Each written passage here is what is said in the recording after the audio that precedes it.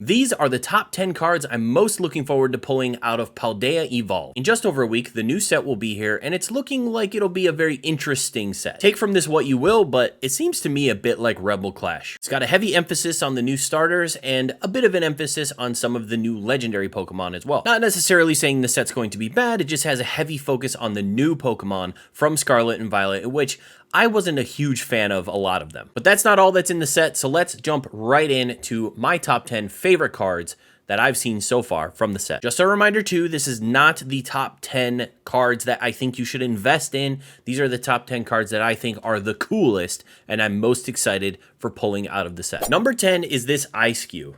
This is hilarious to me, that there would be an Chiu that would try and shove his head in the refrigerator. But honestly, if you look at his head, it's a giant ice block, so it kind of makes sense. I love these fun little cards that put Pokemon in like real life scenarios, like how they would live in the real world.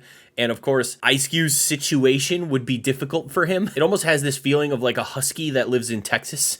It's like anywhere he goes, it's probably too warm and he doesn't want his head to melt, so he's going to shove it in the freezer. There's also an added little hilariousness that his head just happens to perfectly fit in the refrigerator, and then the one behind him just waiting for his turn. Like, hey bro, I'm starting to melt a little too. Can I shove my head in there? I just thought this was really funny, and that is why it is number 10. Number 9 is this Tauros card. So this Tauros card is very cool. I like all the action happening. Obviously, it's this big wildebeest stampede, but it also kind of reminds me of the Lion King. So in a way, I'm not sure if it's nostalgia for Tauros or if it's some sort of deep childhood trauma that draws me to this card, if you know what I mean. But yeah, very like Lion King-esque to me. I love the whole stampede aspect. Tauros is one of those really underrated Gen 1 Pokemon. He is kind of just a bull though, but he's always at the top of when you ask people which Pokemon would you want to eat. Everyone always says Tauros, obviously, because a Tauros steak is probably delicious. Number 8 is this Tyranitar. I love Tyranitar. I have a lot of nostalgia for Gen 2 and for this Pokemon in general. One thing that strikes me about this card, and I've talked about it before in these top 10s, is when an artist is able to convey a Pokemon's power level really well. I feel like sometimes I'm like Raditz looking at Goku, and I'm able to tell the power level of the Pokemon just by the artwork. In this one, obviously, I think it's the angle pointed up at him, and you can kind of tell the Staraptors and the Starlies and everything in the background are kind of reacting to him, I don't know, waking up, exuding power, and it causes all the Pokemon around him to change what they're doing and to react in a particular way because of the power. I also love in the background, obviously, it's a sunset. I love colorful Pokemon cards, and I think the artist just nailed Tyranitar in this artwork. Number 7 is this Pokemon card. Can you find him? Where's he at? It's almost like a Where's Waldo. It's a little like the Slowpoke from the last set where you're like, wait, there's a Pokemon here? And you kind of have to scan the card to find him. It's Sudowoodo. And if you haven't found him yet, he's right here. And I love this because Sudowoodo is like a mimic Pokemon. He mimics trees, but he's a rock type. So it's very just an interesting setup that they have going on for this Sudowoodo card. It almost reminds me of those people, those prankster guys that like dress up as like the mannequins at Target. And you're just walking around, you walk past, and there's like a slight movement, and you're like, wait a minute. And you kind of freak out. Something that catches like the corner of your eye that's just weird. Yeah, I just think that this card is brilliant, super hilarious. Once again, a Pokemon like placed in a realistic scenario. And I love the whole mimicry aspect of it because that's what he is. He mimics trees, but he's a rock type. So I really like this a lot. Number 6 is this Chiu EX alternate art. Like I've said already, I am a sucker for color, and this has a very sunset vibe, but also he's obviously in water, but it's a really cool perspective shot. Again, it's kind of like the Magikarp that came out in the last set where it looks like you're underwater. You're at like the sea floor looking up, so you get to see the trees all the way out to the sun, and then obviously Chiu is there as well. I just think this is a really cool looking artwork. Akira Igawa keeps just knocking every Pokemon artwork out of the park that they are a part of. And they're just doing a great job. But I love the perspective. I love the art style. I love Chiu as one of the legendaries. Really don't like the other like mythical looking legendary like the grass guy or the guy with the swords for teeth or whatever. Not a huge fan of any of those legendaries, but this one sticks out to me. I just really love the look of it. The whole like goldfish aspect, this idea that something so powerful could be so small. And then I love how his eyes are kind of surrounded by bones. Very prehistoric feeling. I just really like this card a lot. Number 5 is this Graphia art rare. I don't think there's much I have to say about this one, but the amount of chaotic energy, as well as the dynamic pose, the action happening, all of the color, all of like the movement and everything going on. I really think Graphia is a really cool looking Pokemon as well. Kind of a dumb name. I keep having to look up the pronunciation of the Pokemon names because I literally can't say half of these Pokemon correctly right off the bat. I'm doing my best, so hopefully I'm getting them correct. But yeah, I just think this is really cool. Almost reminds me of Splatoon as well. You know, in Splatoon, you run around and you shoot as much paint as possible. He's got very much like, you know, 2 or 3 different colors of paint. It kind of reminds me of the game. But yeah, just the perspective, the movement, the action, everything that's going on, and all of the color. This is just a really sick looking card. Number 4 is the best of the starter final evolutions in this game, bar none. Don't at me. It is Meow Scarada. I love this design. I love this artwork. Just really beautiful landscape. I love all the green. You get to see the Meow Scarada in the natural habitat, and I just love the design of this Pokemon. This generation reminds me a lot of X and Y, where there's like one clear winner for design for the final Evos of the starters, and the rest of them are kind of just like, eh. I do like Skeledirge, but his sprite in the game is so ugly looking and bad, and then the way that they utilize him in the cards in this particular set, not a huge fan.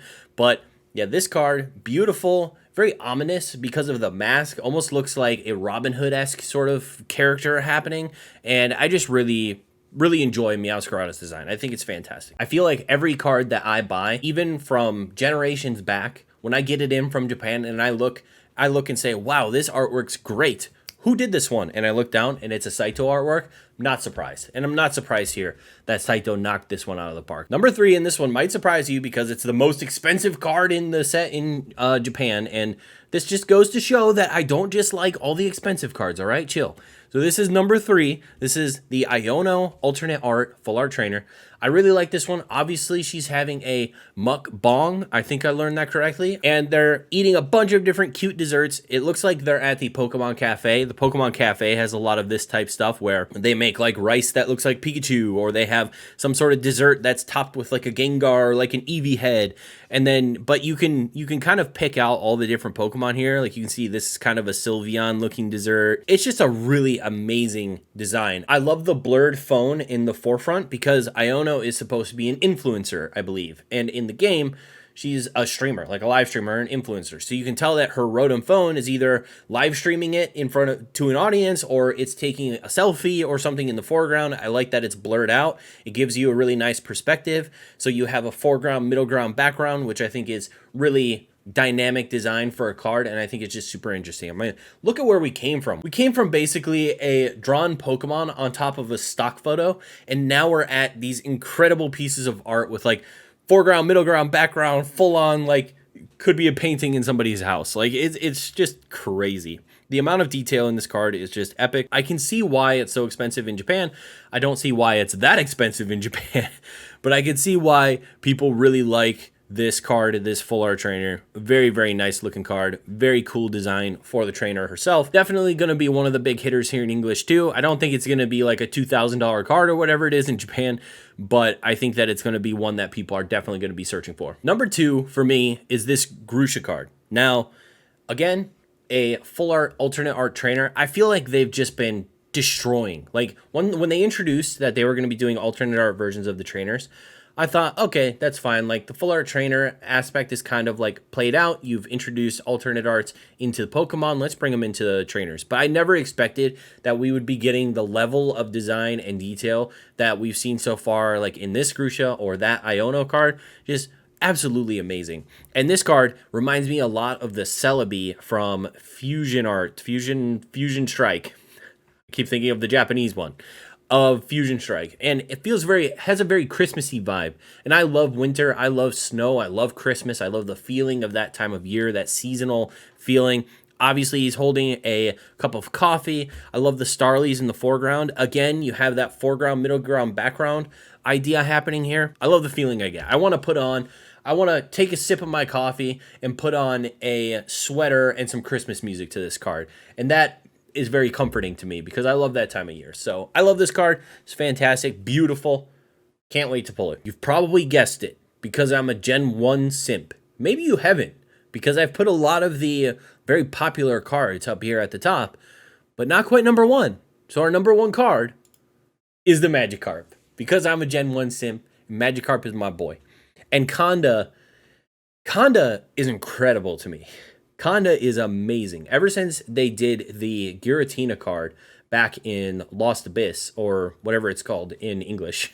I don't know why I keep saying Lost Origin. Ever since they did that Giratina, I feel like they put themselves on the map.